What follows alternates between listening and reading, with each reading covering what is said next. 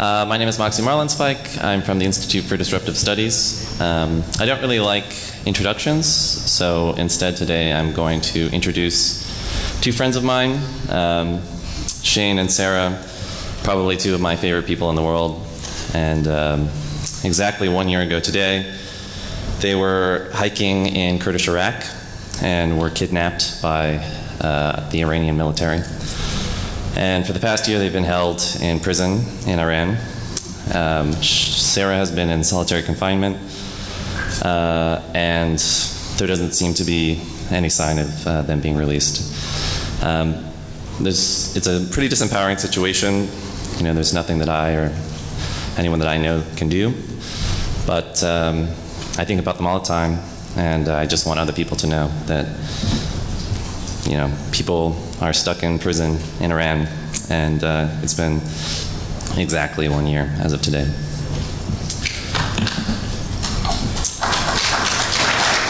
All right. Thanks. Okay, so I would like to take some time to talk about privacy.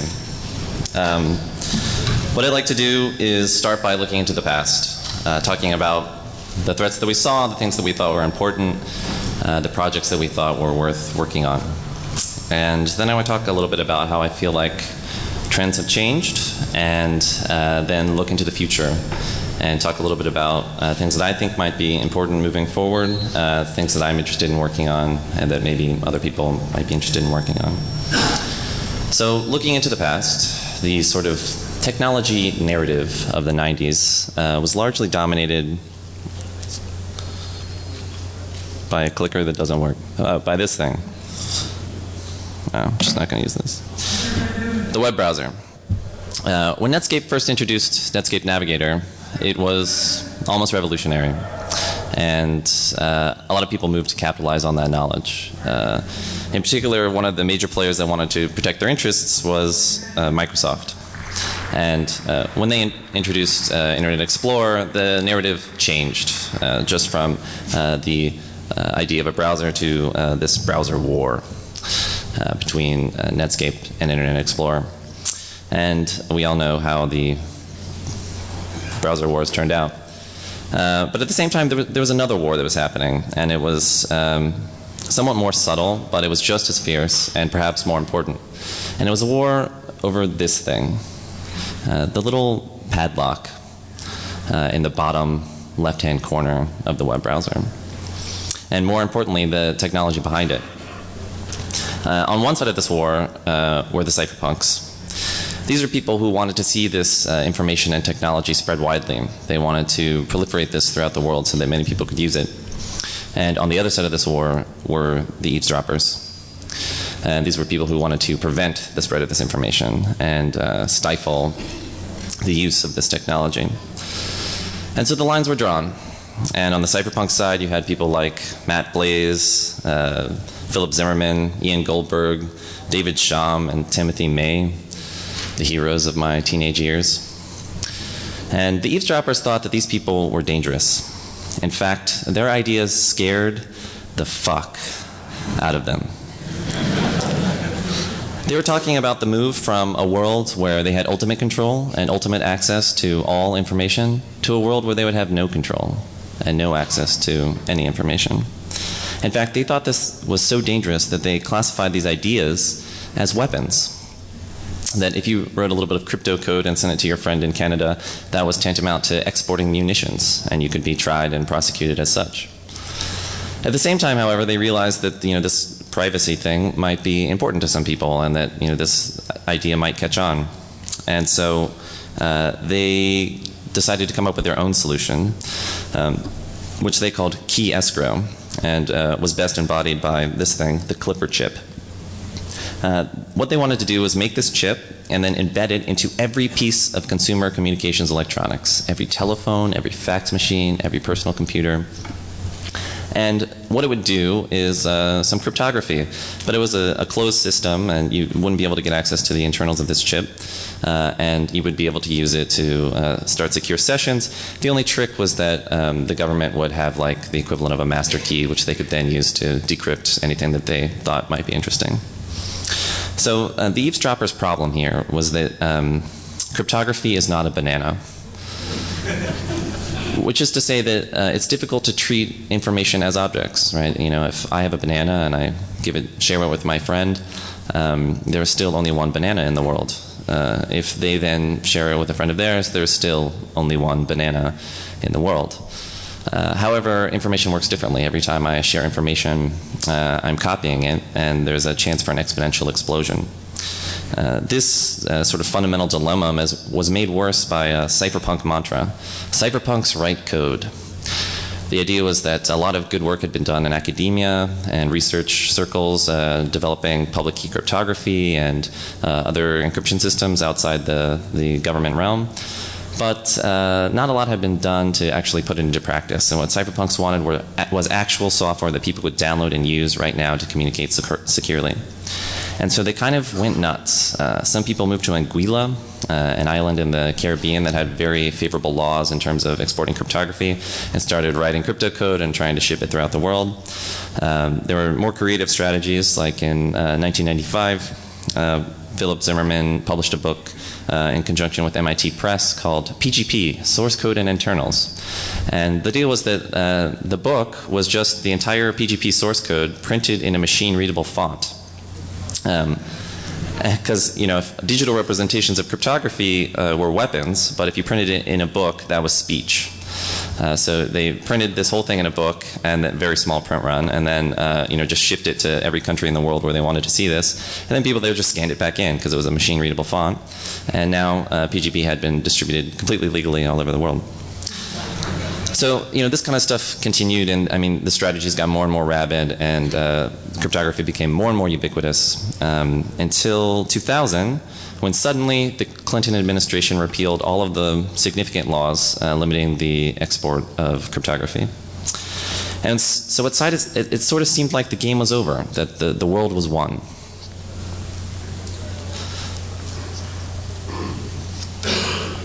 If you go back and you look at the cypherpunk predictions about what would happen once cryptography was ubiquitous, the first prediction that they made was simply that it would become ubiquitous, that it would inevitably spread throughout the world. And this turned out to be their most prescient prediction. This was really one of the first times that we saw that information really does want to be free. But if you look at their predictions of what would happen once it was ubiquitous, they were somewhat less prescient. That anonymous digital cash would flourish, that intellectual property would disappear, that surveillance would become impossible, that governments would then be unable to continue collecting taxes, and that governments would fall. If we flash forward 10 years from when these predictions were made, cryptography is the thing that allows you to securely transmit your credit card number to Amazon.com so you can buy a copy of Sarah Palin's book on going rogue. You know, sure, some of these ideas have been eroded somewhat, but surveillance is probably at an all-time high, while privacy is probably at an all-time low. So what happened? You know, it sort of seemed like we were waging this war, and it seemed like we won the war, and now here we are in this strange situation. Well, I think part of my thesis here is that in many ways, I feel like the cypherpunks were preparing for a future. And the future that they anticipated was fascism. But what we got was social democracy. And that's not necessarily better, it's just different. Let me give you an example. How many people in this room would feel good about a law which required everyone to carry a government-mandated tracking device with them at all times?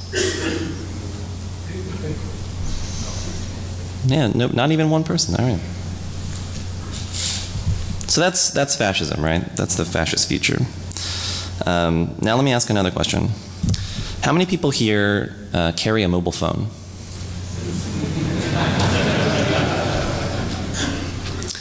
Right. I'm guessing actually 100% of the people in this room. And so that's social democracy, right? So what is the difference between a government-mandated tracking device and a mobile phone? You know, a mobile phone is just a tracking device that reports your real-time position to one of a few telecommunications companies which are required by law to turn that information over to the government. So logistically, they're the same, you know. So what is the difference? Turn it off. You can turn it off, but you don't.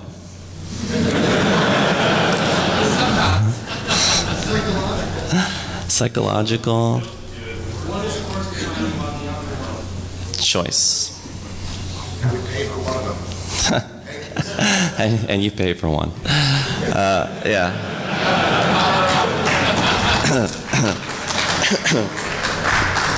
Choice, right? Choice is the big difference, you know. You choose to carry a cell phone, and you wouldn't choose to carry this government-mandated tracking device.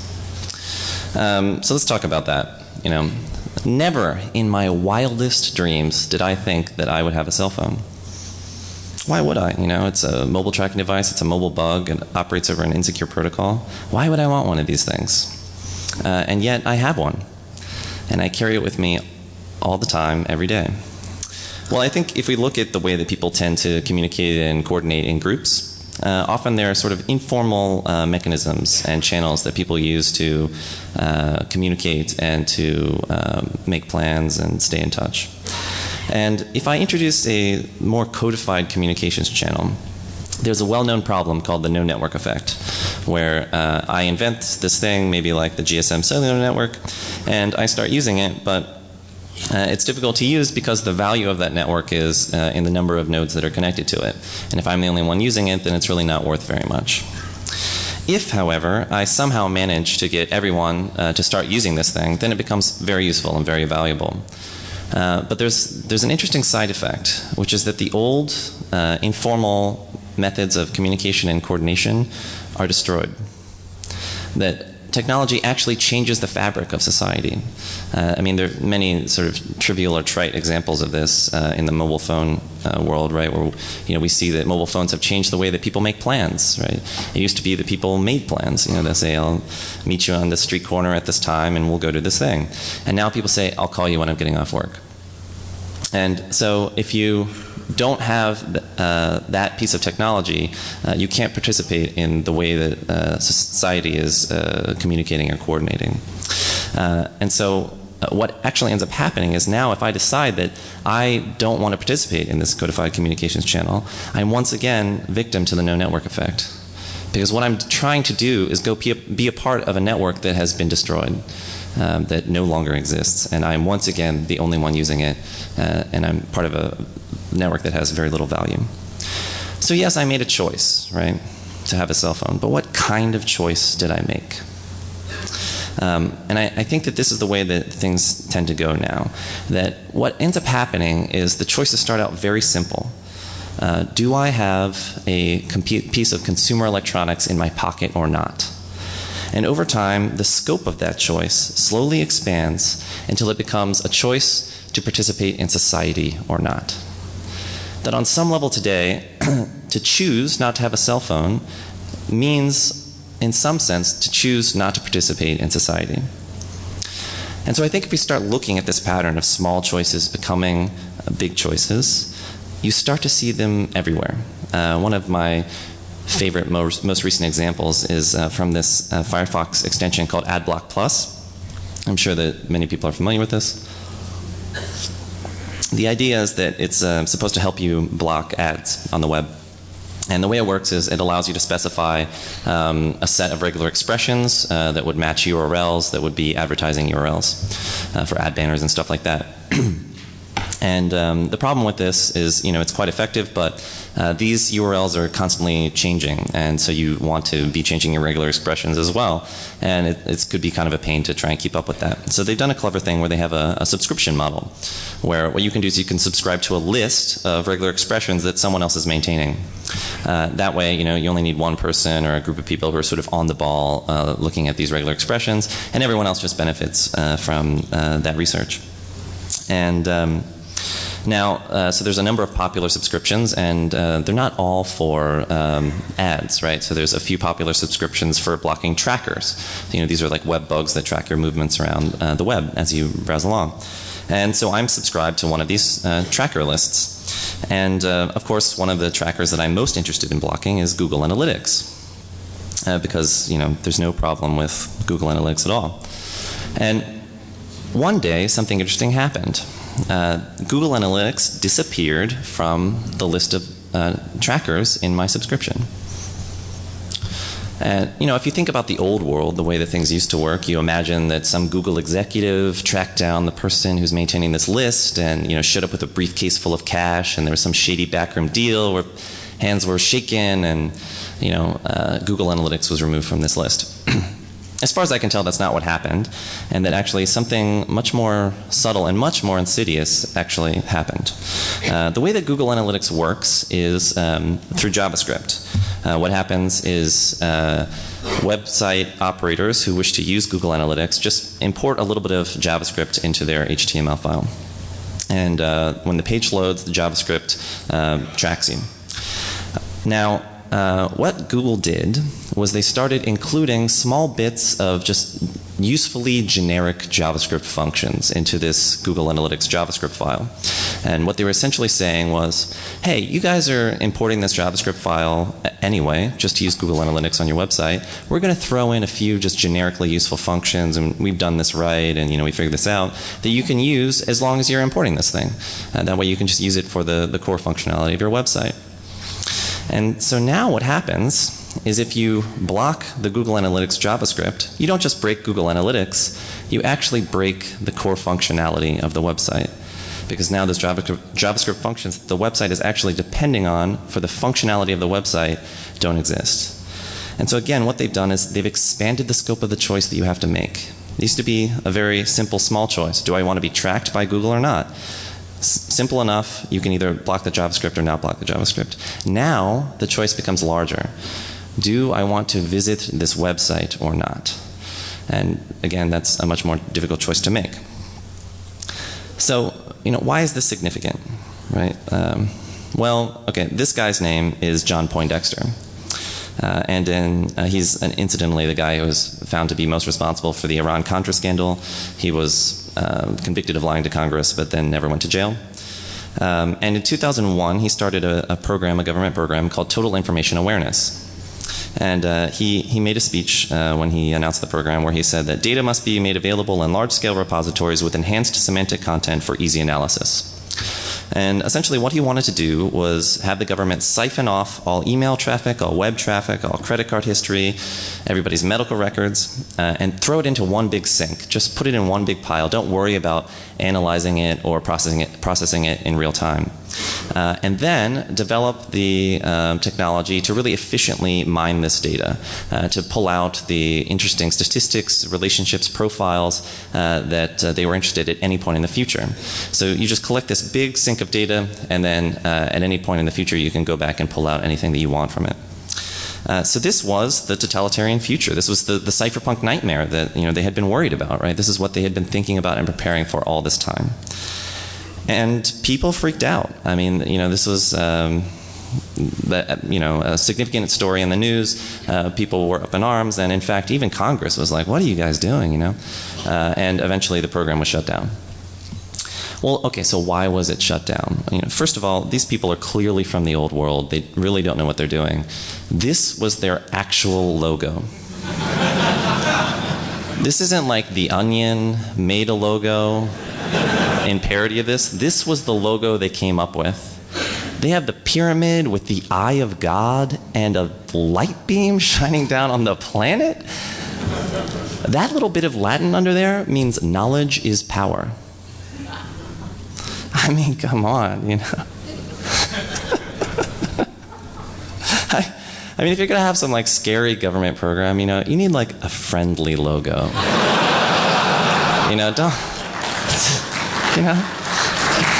Don't call it Total Information Awareness. Call it the Kitten Surveillance Society or something, I mean, really, you want something that's sort of colorful, almost cartoonish, something that seems childish and really harmless, something like this.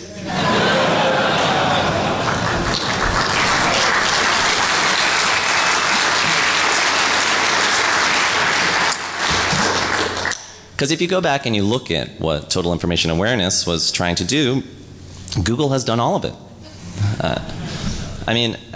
In fact, they have exceeded the original scope of what TIA dreamed to collect and process.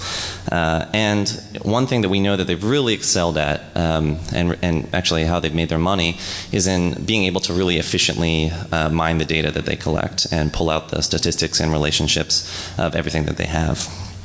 Now, clearly their intent is different, right? They are not John Poindexter. They're trying to sell advertising. But make no mistake about it, they are in the surveillance business. That is how they make money. They surveil people and use that to profit. And so the effect is the same, right? Now there's this quote, who knows more about the citizens in their own country, Kim Jong-il or Google? Now I think it's Google. I think it's pretty clearly Google. But so once again, there's this question, why are people so concerned about the surveillance practices of Kim Jong-il or the John Poindexters of the world, and not as concerned about people like Google? Well, again, I think it comes back to this question of choice, right? You choose to use Google, and you don't choose to be surveilled by John Poindexter or Kim Jong-il. But once again, I think the scope of this choice is expanding, and that it's going to become harder and harder to make that choice until, once again, it's a choice between participating in society or not. I mean, already, if you were to say, well, I don't want to participate in Google's data collection, so I'm not going to email anybody that has a Gmail address. That's probably pretty hard to do. I mean, you would be, in some sense, removed from the social narrative. You would be cut out from the part of the conversation that's happening that is essential to the way that society works today. So once again, I think that this is going to become this on the scope of society itself. So I would say that trends have changed. That now we're dealing with a situation where technology alters the actual fabric of society, that information as a result accumulates in distinct places, and that the eavesdroppers now just move to those distinct places. The past was really direct, right? We saw the eavesdroppers trying to embed surveillance equipment into every consumer communications device. And the present is much more subtle, right? Instead of doing that, they just move to the few distinct places where information tends to accumulate. Places like room 641A in the AT&T WorldCom facility, where the NSA has been operating a fiber optic splitter for who knows how long. The past was direct. You saw people like Total Information Awareness directly trying to take your data. And the present is a lot more subtle, that it starts by soliciting rather than demanding your data, and then the eavesdroppers just move to those points where the data collects.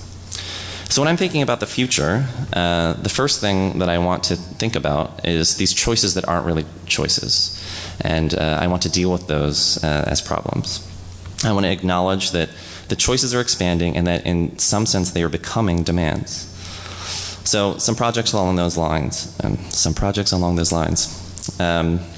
At first I started by thinking, okay, well, so what's up with Google, right? The main problem is that they have an awful lot of data about you.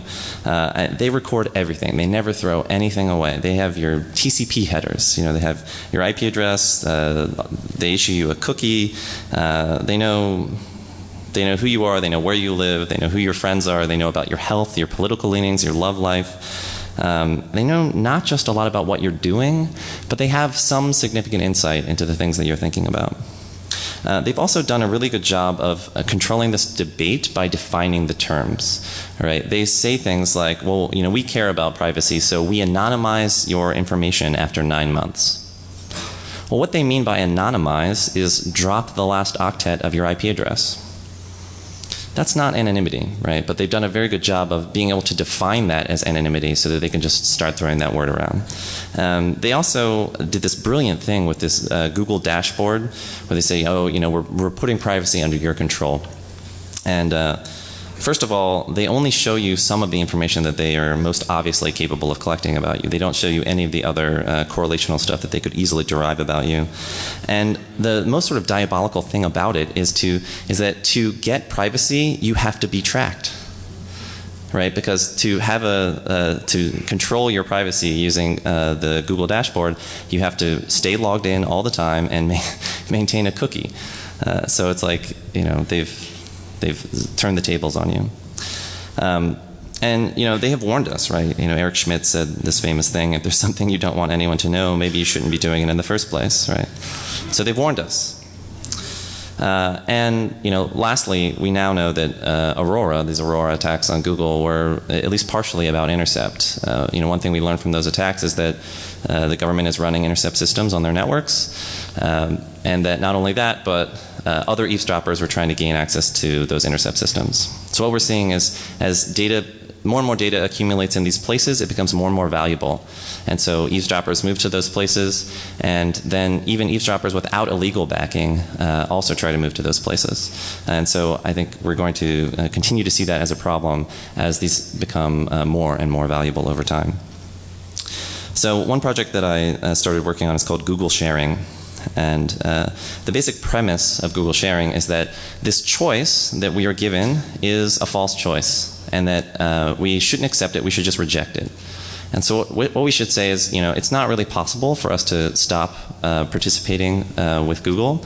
And so instead what we want to do is come up with technical solutions that allow us to continue to participate and still maintain our privacy. And so the way it works is it's a two-part system. It's a Firefox add-on as well as a custom proxy server. And the add-on sits in your web browser and it watches your web requests.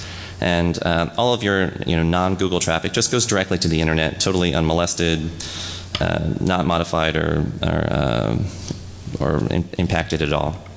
Then, if it sees a request to a Google service that does not require a login, these are things like Google Search, Google News, Google Maps, Google Groups, Google Images, Google Shopping, but not things like Google Mail or Google Checkout, then it shunts off that traffic to the Google Sharing proxy server.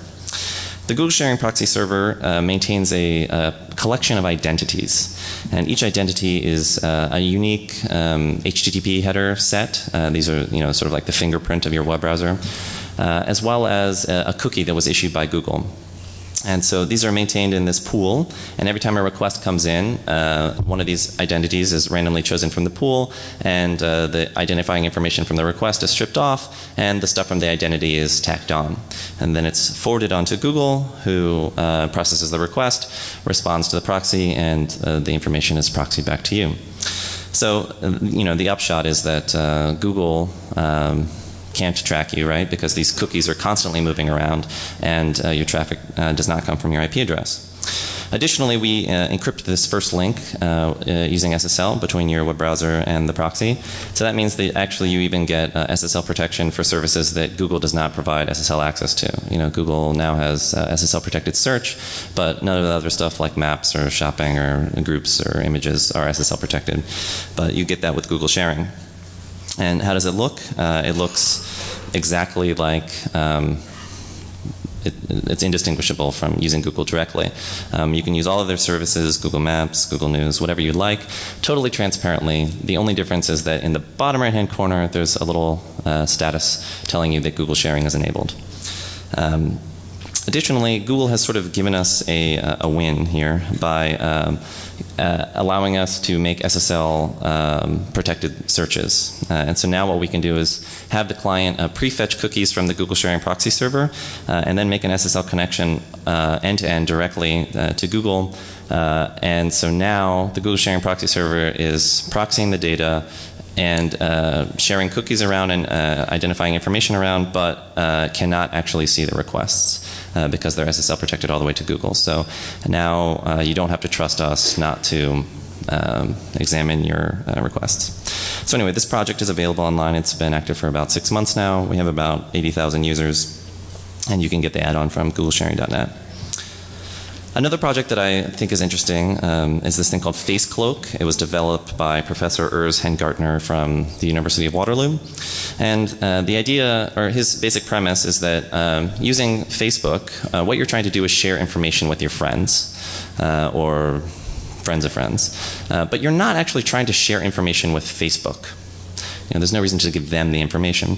And so he developed this interesting sort of proof of concept Firefox add-on that sits in your web browser, and anytime you type anything into Facebook, you can prefix it with 2 @ symbols. And when you do that, it will just transparently encrypt it before sending it up to Facebook. And then he has these mechanisms that allow you to really easily share keys with your friends. That way, if they're also running the add-on, then it will transparently decrypt it before displaying it. So the net result is that everything works just totally the same, and everything appears as normal to everybody in your friends group, but Facebook never gets the data. So I think that this is an interesting project and an interesting theory that I would like to see more of. You could possibly apply it to things like Twitter. Twitter is one part broadcast and one part conversation. For the conversation bit, there's no reason for Twitter to actually have the data. My second thesis here is that the crypto war was largely about data freedom. That at the time you were talking about trying to get information out into the world, and other people trying to prevent you from getting that information out into the world. And so it was very easy to extrapolate a future of data control from that. In those moments, it was easy to think that, wow, we're going to be dealing with this forever, And so a lot of projects were born out of that reality. A lot of the anonymity and privacy projects that we have today are things like darknets, data havens, hidden services. Does anybody here use those things? One person? 2 people, all right? Not many, right? And but because I think that that's not really the future that we got. We got this other future that we're talking about that's somewhat more subtle, more complicated, this social democracy. And so one thing that I've noticed is that privacy advocates, people who are working on these privacy projects, are really in love with the other. These are people like Iranian dissidents or Chinese dissidents in faraway parts of the world. And I think that the interesting thing about it to me is that if you look closely at Iranian dissidents or Chinese dissidents, they really have very little in common with what privacy advocates are doing, and yet they're still sort of obsessed with these struggles. And I guess I would suggest that it seems like that's because these are the few places in the world that are still speaking that language of data control, that language of information freedom that all of our projects were sort of born out of. And so they just happen to sort of dovetail, even though they don't really connect with the lives of the people that are working on the projects. And I would say that even those places are beginning to realize that the strategy of data control is not entirely effective. Iran recently announced that they were launching a national email service. Unlimited storage, nice web interface. Because I think that even they realize that the Google strategy is more effective than their strategy of deep packet inspection and trying to lock everything down. And I also think that the loss of the crypto war was less about giving up and more about changing strategies. That particularly the strategy of key escrow, I think, has eventually become a strategy of key disclosure. We've seen laws like RIPA in the United Kingdom and other parts of Europe that essentially say, okay, we're going to let you use cryptography. We're not going to try and regulate that, because that's a really hard problem. We have failed to do that in the past. And so instead we're going to let, all right, anybody can use whatever cryptography they want, but if at any point in the future we want to see what this encrypted traffic is, we come to you and we ask for your key. And if you don't give it to us, you go to jail. And so this is a problem of key disclosure. And I think that this is a problem of not having forward security in the secure protocols that we're using today. So again, if I'm looking into the future, the first thing I want to do is deal with the choices that aren't really choices. The second thing I want to do is worry a little bit less about information freedom. And the third thing is I want to worry a lot more about forward security and this key disclosure problem. What happens when you show up at customs? What happens when you're living in Europe and someone comes knocking on your door? Nikita Borisov, Ian Goldberg, and Eric Brewer wrote a pretty nice paper, I think in 2004 or 2006, called Off the Record Communication, or Why Not to Use PGP. And in this paper they make a pretty simple observation. They say, okay, everyone's familiar with the PGP model. You have an email you want to send to Bob. You encrypt it with Bob's public key and you send it to Bob. The next time you want to send an email to Bob, you encrypt it with Bob's public key and you send it to Bob. You could do this for 20 years. And the problem is that if at any point in the future Bob's public key is compromised, all previous traffic is compromised as well. That someone could easily just record all traffic, and that's totally not unrealistic today, and then at any point try and compromise Bob's public key and then go back and decrypt all of the previous traffic. So, the first thing that they note is that one key compromise affects all previous correspondence. The second thing that seems weird is that the secrecy of what I write is a function of your security practices, which seems kind of like what the opposite of what you want is. I feel like I'm somewhat paranoid. I have reasonable security practices, but I don't know about the people that I'm communicating with. I would like for what I write to somehow be a function of my security practices. And the third thing that they note is that the PGP model gives you authenticity, but not deniability, right? That if I sign my email, hey Bob, today I was thinking that Eve is a real jerk, and at some point this email is compromised and discovered, there is no way for me to deny that I wrote this. So the nice thing is that Bob knows that I wrote it, but there's no way for me to deny to everyone else that I wrote it. You have this undeniable problem. And so the OTR model works a little bit differently. What happens is every time you wish to communicate, you do an ephemeral key exchange. And you have public-private key pair just like normal, except it is only used for signing ephemeral key exchanges. It is never used to actually encrypt data. Then every time you're exchanging messages, your message also includes 1/2 of a new key exchange. So each time you complete a message exchange, you're also doing a new key exchange. So the key material that you have is constantly rolling forward, and the old key material is discarded. So if at some point in the future somebody comes and tries to get something off of your computer, there's nothing for them to get. The old key material is gone. There's nothing that they can use to decrypt previous traffic. It gives you forward security. Additionally, you have messages that are encrypted with a session key, and then they're authenticated with message authentication codes. The key for the message authentication code is derived from the session key, and two parties have that session key, Alice and Bob, me and Bob, right? So signatures are undeniable because there's only one possible author. But MACs are deniable because they have two possible authors, right? Both me and Bob know the key that could be used to authenticate this message. If Bob receives an email with a MAC on it, he knows that he didn't write it, so it must have come from me. But now he can't take that and show it to the world and say, Moxie wrote this, because it's just as likely that he wrote it. Additionally, since this session key is constantly rolling forward, the old MAC keys are constantly rolling forward as well. And every time they roll forward, you can just broadcast them in the clear. And now anybody could just as likely have created an old message. So you get authenticity, but you also get deniability. These are two principles that I think are going to become more and more important in the future as we roll forward. Some projects that I've been working on that line, one is called Whisper Systems. And the idea is to try and bring forward secure protocols into mobile devices. So these are these two spaces, right? Mobile devices are this place of a choice that isn't really a choice. And forward secure protocols is this thing that's becoming increasingly important with this new strategy of key disclosure. So the apps we have, one is called Redphone, and basically it's a encrypted voice application for mobile devices. And the way it works is through VoIP. And there's this problem, right? Well, doesn't VoIP suck? It tends to, and it tends to really suck in the mobile environment. And so looking at this, we wondered, okay, well, why is it? What is so bad about VoIP in the mobile environment? And we realized that the problems almost always come down to the signaling layer. And so the way it usually works is there's some asterisk server out on the internet, and you do signaling through this thing. You have to maintain a TCP connection and then do SIP to notify the other client that you want to try and call them and all this stuff, right? And so it's a big problem because in the mobile environment, your connection status is usually pretty flaky, and so you're moving in between networks, and maybe you still have a connection, maybe you don't, maybe you think you do, but you don't. And also it doesn't allow your device to go to sleep, right? Because you have to maintain this either UDP or TCP connection, and so your device can't ever really power down, and so it's bad for your battery.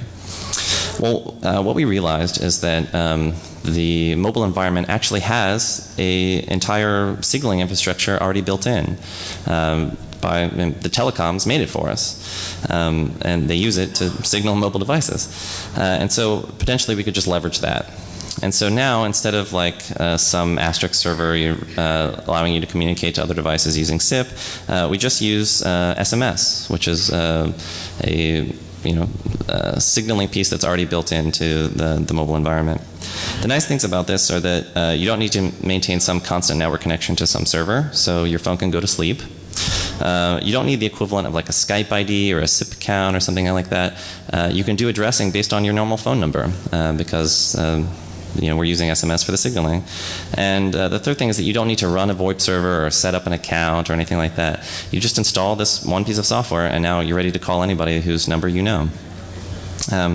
So then the question is, okay, well, how do we provide security? And so normally VoIP has just a simple RTP stream of voice data between two devices. And so we have what's known as a ZRTP stream. It's a protocol that was developed by Philip Zimmermann. And it's actually a pretty nice protocol. The way it works is that you do some ephemeral key exchange, and then from that key material you derive what's known as a short authentication string. And once the call is set up, at the bottom of the in-call screen you display the short authentication string. In this case, the two words "Flatfoot Eskimo." Now, if there was a man-in-the-middle attack, the key material between the two devices would be different, right? You would have one key on one side of the man in the middle and one key on the other side of the man in the middle. And so these two words would be different on the two phones that were trying to talk to each other. So what happens is now you set up a call and you just read these two words to each other, "Flatfoot Eskimo." And if they're the same on both sides, then you know that the call is authentic. And so you don't need certificates, certificate authorities, you don't need fingerprints, digital signatures, web of trust, none of that stuff. You just read the two words to each other and you know you have an authentic call. It's also kind of fun. The two words always end up being somehow, it's like refrigerator magnet poetry or something like that. The two words always end up being, like some kind of profound haiku, Flatfoot Eskimo, yeah, that's how I'm feeling today, I don't know. So it's actually kind of fun to read the things to each other. The other app we have right now is called TextSecure, and it's a encrypted text messaging application using a protocol that's derivative of OTR, this thing that gives you nice forward security and deniability properties. And it works just like the normal stock SMS app for Android. We've cloned it feature for feature, and so the idea is you can install this and fully replace the default messaging app and use it to message anybody you like, and at the same time if someone else is running this, you get an encrypted session. The way that the session works, once again, every message you exchange includes one half of a new key exchange, and so the key material that you're using is constantly rolling forward. If someone were to record all of your SMS traffic and later try and compromise your phone and get something to decrypt all of that, they can't because those keys are gone. So anyway, these projects are a small hope of mine that we can come up with technical solutions to reduce the scope of the choices that we need to make. We have the Whisper Systems projects are actually on a table in the vendor area, and we're doing demos and stuff. You want to stop by and check it out. But otherwise, you can download all of this stuff for free, the Android apps, Google sharing, online. And feel free to contact me. And thank you for listening to me talk.